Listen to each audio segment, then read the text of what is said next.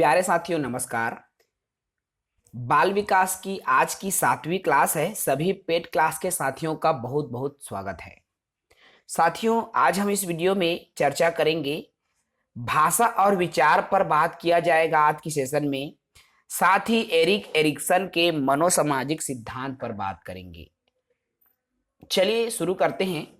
Erik Erikson यह एक मनोवैज्ञानिक हैं जिसका नाम एरिक एरिक्सन है और इन्होंने जो सिद्धांत दिया था वो मनोसामाजिक सिद्धांत था। तो एरिक एरिक्सन जो कि जर्मन के मनोवैज्ञानिक थे जिन्होंने मनोसामाजिक सिद्धांत का प्रतिपादन किया था। साथियों, ये जो वैज्ञानिक हैं वो जर्मनी के वैज्ञानिक हैं जो कि मनोवैज्ञानिक है जिन्होंने मनोसामाजिक सिद्धांत दिया। और ये जो सामाजिक सिद्धांत है, चूंकि आप सभी जान रहे हैं सामाजिक अर्थात बच्चा यदि 2-4 के बीच में यदि जब रहना शुरू करता है तब वह सामाजिक हो जाता है। और इसी पर आधारित जो सिद्धांत है एरिक एरिक्सन ने दिया है। इसी के सिद्धांत पर बात करें तो मनोसामाजिक जो सिद्धांत है वो 8 प्रकार से बटा हुआ है। स्टेज में 8 अवस्थाओं में ये अवस्था कहलाता है। तो मनोसामाजिक जो सिद्धांत है वह 8 अवस्थाओं में बटा हुआ है। तो इसमें पहली अवस्था जो है हमारा विश्वास बनाम अविश्वास। मनोसामाजिक सिद्धांत की पहली अवस्था विश्वास बनाम अविश्वास होता है।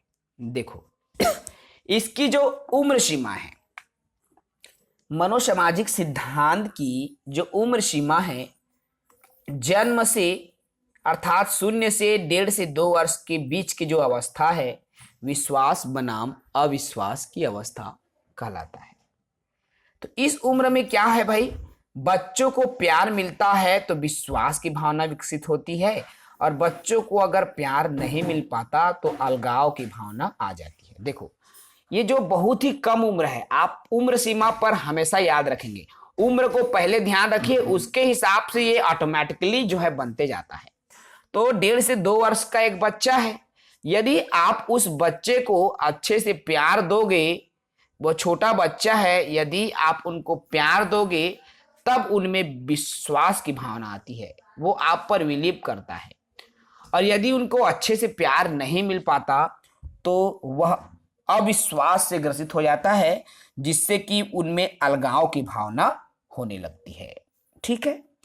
दूसरी बिंदु इसमें आती है वो है स्वायत्तता बनाम शर्म।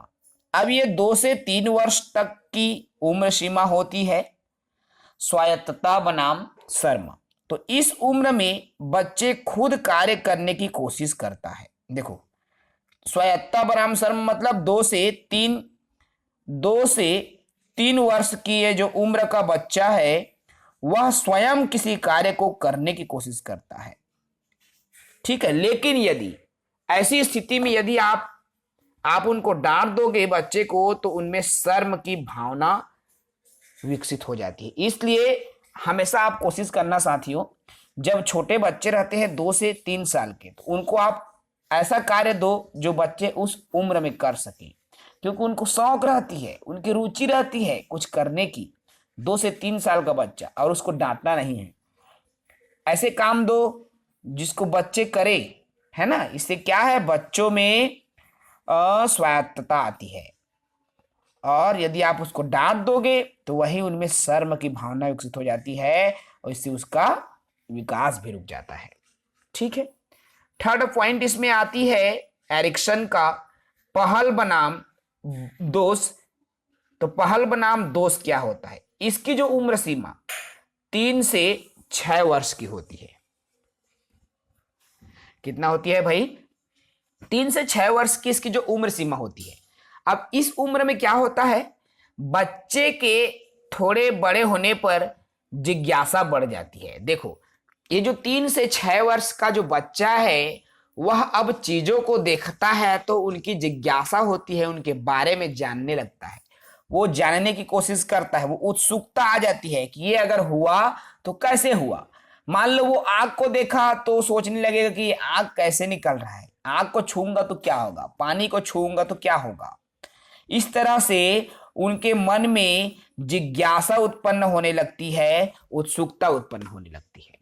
और यदि ऐसी स्थिति में माता पिता द्वारा यदि बच्चों को डांट कर उनकी उन उत्सुकताओं को यदि दबा दिया जाता है, चुप बार बार सवाल करता, अगर इस तरह से प्रश्न पूछ के उसको अगर डांट दिया जाए तो बच्चों में दोष का भाव उत्पन्न हो जाता है और बच्चों के सीखने की जो स्तर है वो भी धीमी हो जाती है, क्योंकि जिज्ञासा से ही बच्चे सीखते हैं ना, याद रखना इस बात को। तो बच्चे में यदि जिज्ञासा है तो आप उस सवाल के जवाब देकर उनके जिज्ञासा को क्या करो, शांत करो साथियों, ठीक है। ये आपका भी कर्तव्य होता है। चौथा बिंदु इसमें निकल कर आता है वो है परिश्रम बनाम हीनता या हीन भावना। देखो अब ये जो स्टेज है, ये जो अवस्था है 6 से 12 वर्ष तक की उम्र सीमा इसमें आती है, परिश्रम बनाम हीनता। तो 6 से 12 वर्ष का जो उम्र का बच्चा है वह माता पिता से मिलकर छोटी छोटी परिश्रम करता है। मतलब ये जो 6 से 12 वर्ष के जो बालक है ना, माता पिता के साथ अगर जैसे मान लो माता पिता अपने घर में है ना कुछ काम कर रहा है, तो बच्चा भी कोशिश करता है कि मैं अपने मम्मी पापा के साथ मिलकर कुछ काम करूं, ठीक है। ऐसी स्थिति में यदि आप बच्चे को काम करने के लिए देते हैं तो बच्चा खुश है, लेकिन आप चाहते हो बिना मतलब मोर कर आज कुल ऐसे काम देवा कि वो नहीं कर सके। अगर ऐसे आप कर रहे हो तो बच्चे में हीनता आ जाती है, हीन भावना आ जाती है। इसलिए यदि आप 6 से 12 वर्ष के बीच की अवस्था में यदि बच्चा आपसे कुछ कार्य करना चाहता है आपके पास आकर, तो उनको ऐसे काम दीजिए जिसे वो बच्चा कर सके, ठीक है। इससे क्या होगा, वे हीन भावना से ग्रसित नहीं होंगे, ठीक है। अगली बिंदु इसमें आती है साथियों, वो है पहचान बनाम भ्रांति। देखो 5वां बिंदु है, 5वां स्टेज है। ये जो उम्र सीमा है 12 वर्ष से 18 वर्ष की उम्र सीमा होती है। इस उम्र में जो बच्चा है वह स्वयं पहचान बनाना चाहता है, अपने दम पर कुछ पहचान कुछ नाम बनाना चाहता है, इसके लिए वह कोशिश भी करता है। लेकिन जब इस उम्र में बालक खुद के दम पर कुछ करना चाहता है, कुछ नाम कमाना चाहता है, अगर ऐसी स्थिति में वह कुछ कर नहीं पाता तो उसमें भ्रांति उत्पन्न हो जाती है। अर्थात बच्चा कुछ अच्छा करना चाहता है मगर अगर वो कर नहीं पाता, वो असफल हो जाए, उनमें भ्रांति उत्पन्न हो जाती है। वो अपना मतलब पहचान यदि नहीं बना पाता उस क्षेत्र में तो उनमें भ्रांति आ जाती है, ठीक है। उसके बाद 6वां बिंदु इसमें आता है आत्मीयता बनाम अलगाव। देखो आत्मीयता बनाम अलगाव, तो आत्मीयता बनाम अलगाव इस उम्र में अर्थात 18 से 35 वर्ष के उम्र के जो बच्चे हैं, या जब इसमें क्या है एक युवा अवस्था में आ जाता है, बच्चे बड़े हो जाते हैं, तो इस उम्र की जो सीमा है 18 से 35 वर्ष है। और इसमें जो व्यक्ति है दूसरों के साथ अच्छे मित्रतापूर्ण अर्थात घनिष्ठ संबंध बनाना चाहता है, अच्छा मित्र बनाना चाहता है। यदि वो अच्छे मित्र बनाता है तो उनके बीच आत्मीय संबंध होता है, और यदि वह अच्छा मित्र नहीं बना पाता तो उनमें अलगाव आ जाता है, एकाकीपन आ जाता है, ठीक है। वो अलगाव की स्थिति में आ जाता है, अकेले रहने के आदी हो जाते हैं। 7वां स्टेज आता है एरिक्सन का, वो है उत्पादकता बनाम स्थिरता। इसकी जो उम्र सीमा है 35 वर्ष से 65 वर्ष की उम्र सीमा होती है। और इस उम्र में व्यक्ति क्या करता है साथियों, इस उम्र में बच्चा या बच्चा नहीं, इस उम्र में व्यक्ति, क्योंकि 35 के उम्र में है ना, 35 के स्टेज में है, इस उम्र में व्यक्ति क्या करता है, खुद के बारे में सोचने के बजाय दूसरों के बारे में ज्यादा सोचते हैं और भला करने की कोशिश करते हैं। अर्थात उनको कुछ अच्छा करने की चाहत होती है, वो दूसरों के लिए अच्छा करना चाहते हैं, इसलिए स्वयं के बारे में ना सोचकर वह दूसरों के बारे में ज्यादा सोचने का प्रयास करते हैं। अगर वो ऐसा नहीं कर पाता, कहने का मेरा तात्पर्य है साथियों, अगर वो दूसरे के लिए कुछ अच्छा नहीं कर पा रहा है तो ऐसी स्थिति में उनमें स्थिरता की भावना आ जाती है। ठीक है, अंतिम अवस्था है एरिक्सन का, वो है संपूर्णता बनाम निराशा।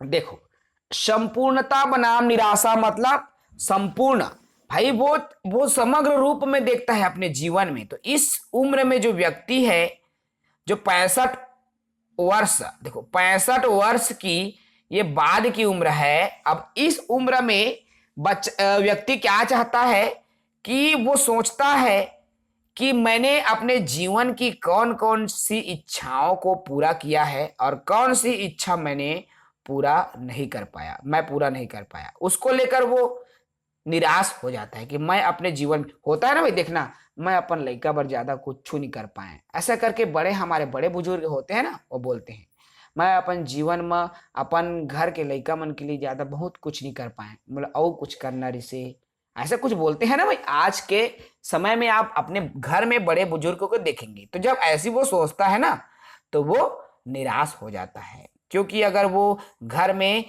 अपने बेटे बेटियों के लिए, नातियों के लिए अगर कुछ नहीं कर पाया है तो उनको निराशा होगी ना। तो ये अंतिम अवस्था होती है। तो ये रहा साथियों एरिक एरिक्सन की 8 अवस्था।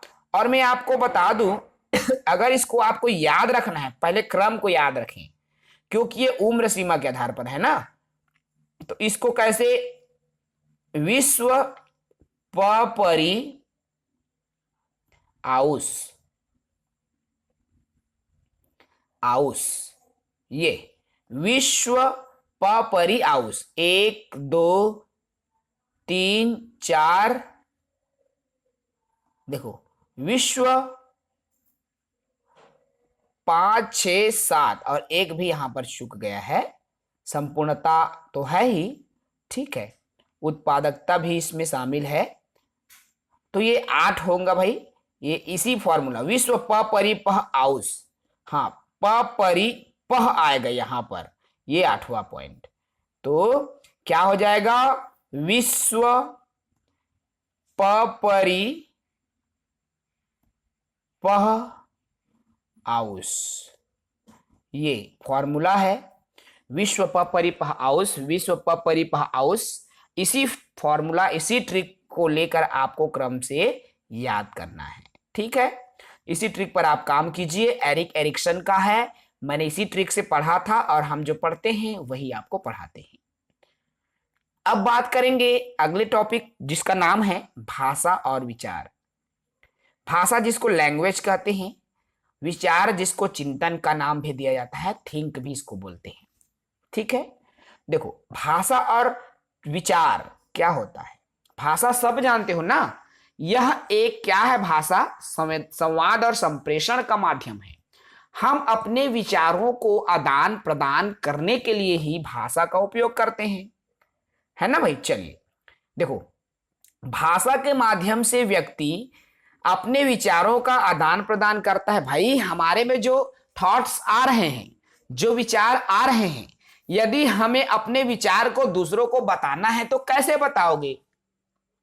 देखो, या तो आप इशारा से बताओगे या आप उसको बोल के बताओगे, और जो आप बोल के बताते हो ना वही तो हमारी भाषा कहलाती है साथियों।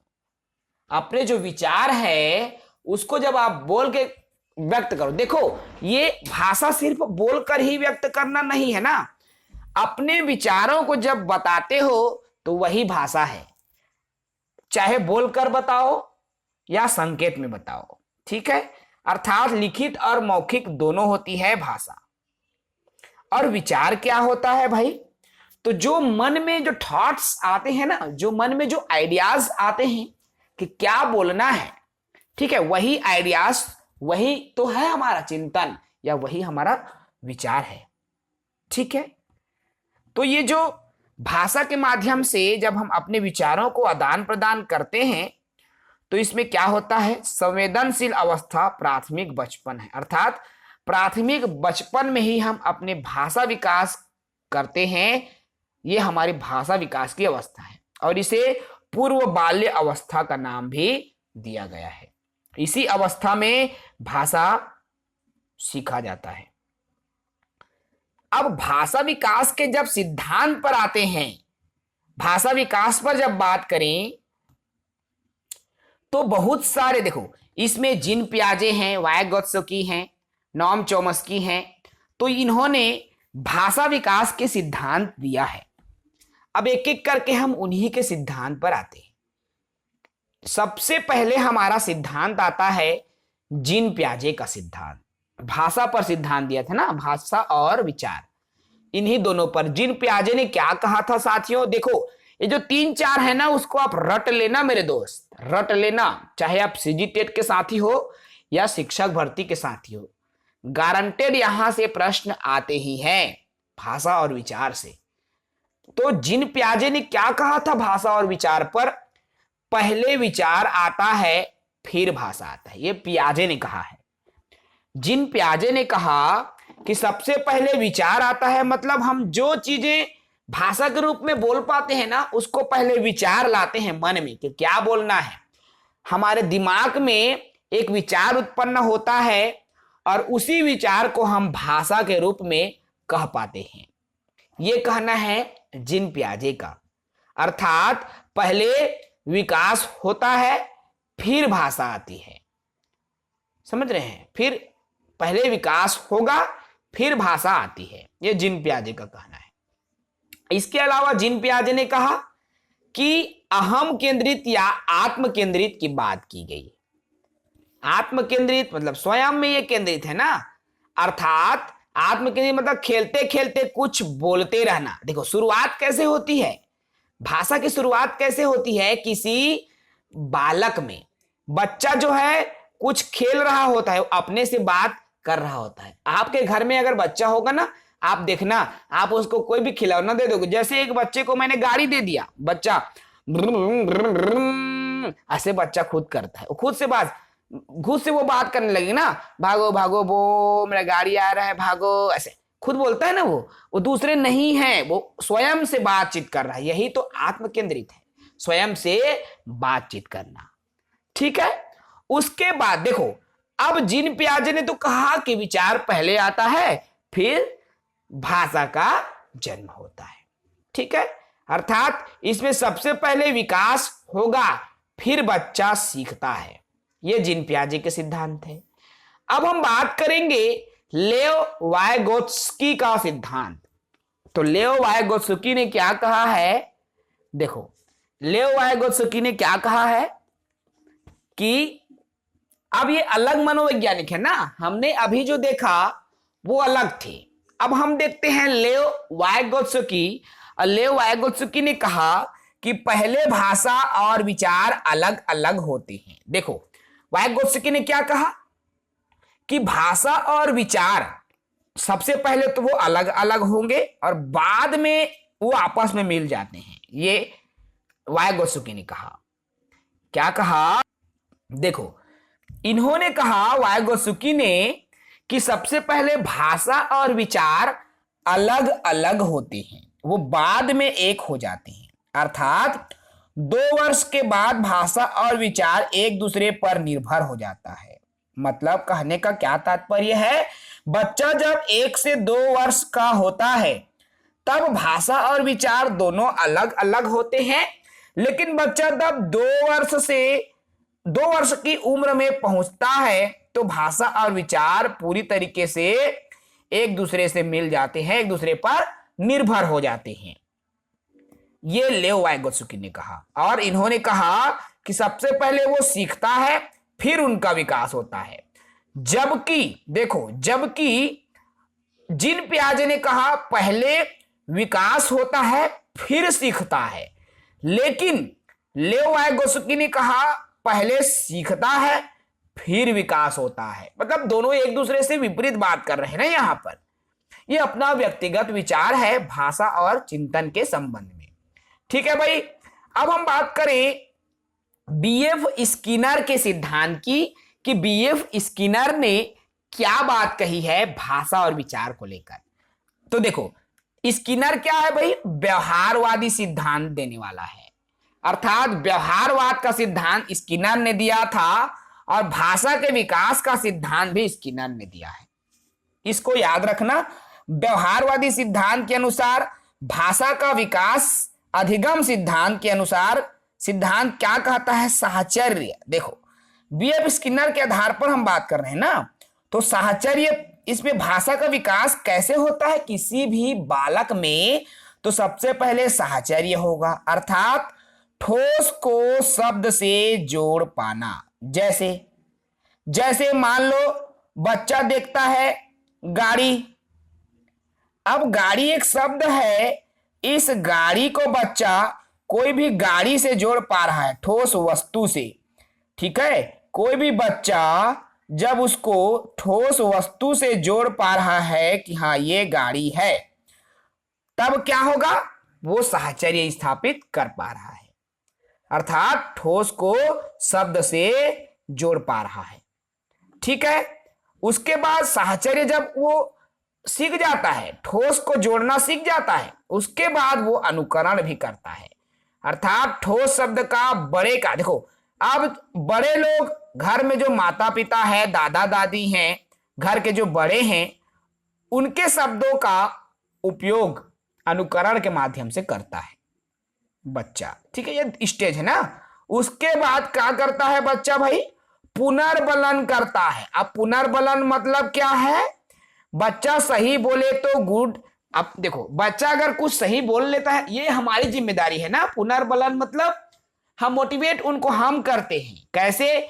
वेरी गुड, गुड, अच्छा, बढ़िया, ये सभी वर्ड जो है बच्चों को पॉजिटिविटी प्रदान करता है।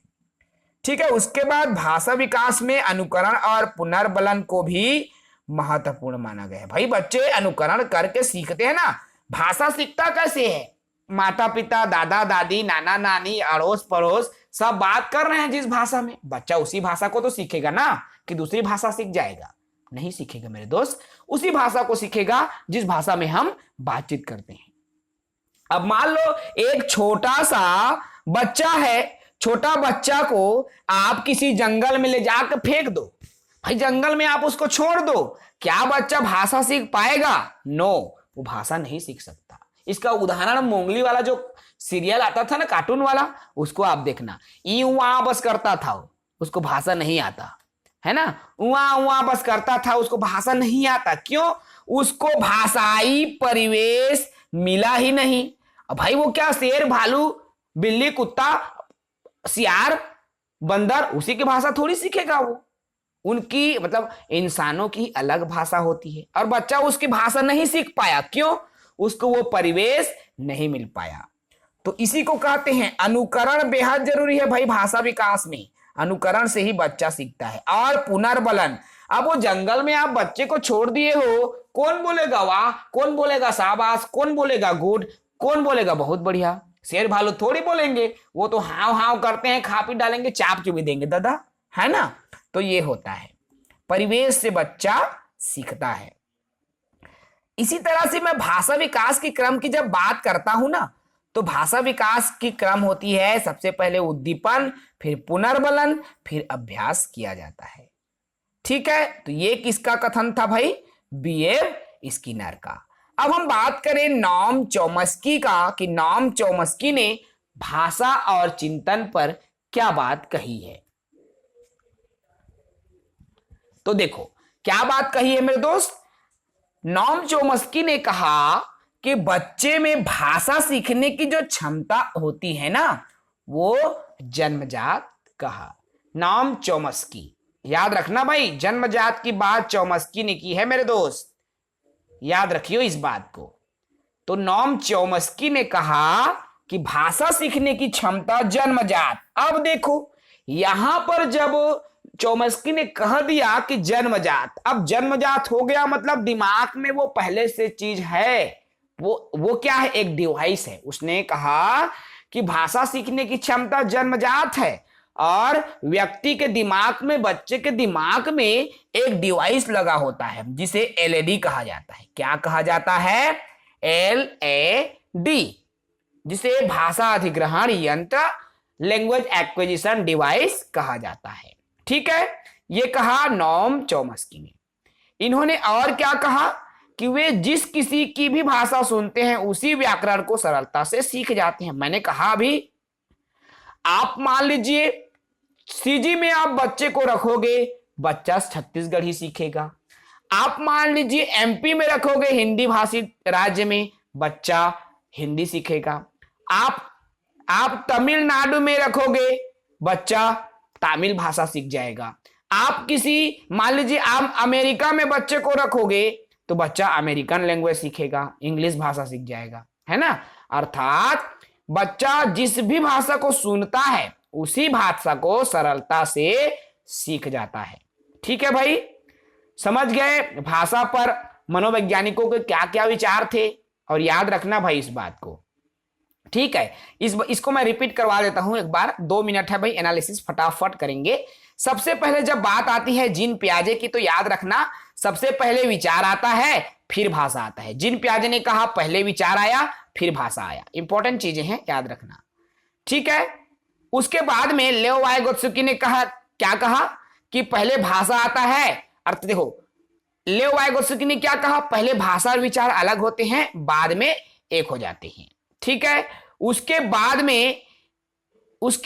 में नॉम चोम्स्की का, ये 3 तो याद रखो भाई, मोस्ट इंपॉर्टेंट। नॉम चोम्स्की ने क्या कहा कि भाषा सीखने की क्षमता जन्मजात होती है, प्रत्येक व्यक्ति में एक डिवाइस होता है जिसको एलईडी कहा जाता है। तो ये मनोवैज्ञानिक है जिन्होंने भाषा और चिंतन पर अपनी विचार प्रकट किया है, ठीक है। अभी हम इसके बाद में बात करेंगे चिंतन, जिसको थिंकिंग कहते हैं।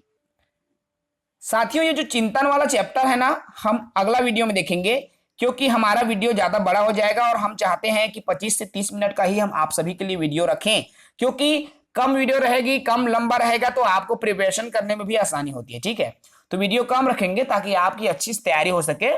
और आप शिक्षक भर्ती की तैयारी कर रहे हो, सीजी टेट की तैयारी कर रहे हो, तो आपके लिए ये जरूरी हो जाता है कि आपको रेगुलर वीडियोस मिले और अच्छे कंटेंट में वीडियो मिले। और हम यही चाहते हैं आपको बेहतर से बेहतर कंटेंट दे सकें। यही नोट्स भी आपको हम प्रोवाइड कराएंगे, क्योंकि आप हमारे पेड क्लास की स्टूडेंट हो, जो आप पढ़ रहे हो वही आपको मिलता है, ठीक है। तो अगले वीडियो में, अगले सेशन में हम चिंतन पर चर्चा करेंगे। फिलहाल इस वीडियो में हम यहीं तक समाप्त करते हैं। जय हिंद, वंदे मातरम। विमल सर को इजाजत दीजिए, बने रहिए निरंतर हमारे साथ सीजी जॉब एजुकेशन के साथ। और मैं आपको एक चीज बता दूं साथियों, जाते जाते हमारे जो साथी हैं, अभी सहायक शिक्षक का तो ज्वाइनिंग नहीं हुआ है, शिक्षक का ज्वाइनिंग हुआ है। लगभग 15-16 साथी हमारे साथी रहे हैं, जिन जो हमारे क्लास अटेंड किए हैं, उन्हीं का 15-16 साथियों का जॉब लगा है भाई शिक्षक वर्ग 2 में। जी हाँ, निःशुल्क वीडियो हमने लिया था शिक्षक भर्ती 2023 का, उसमें 15-16 साथियों का चयन शिक्षक वर्ग 2 का हुआ है। और उसकी बहुत जल्दी हम जो है वीडियो के माध्यम से भी अनाउंस कर देंगे उनका नाम, ठीक है। तो बिल्कुल हमारे साथ जुड़े रहेंगे, सीजी जॉब एजुकेशन से जुड़े रहेंगे। जय हिंद, वंदे मातरम।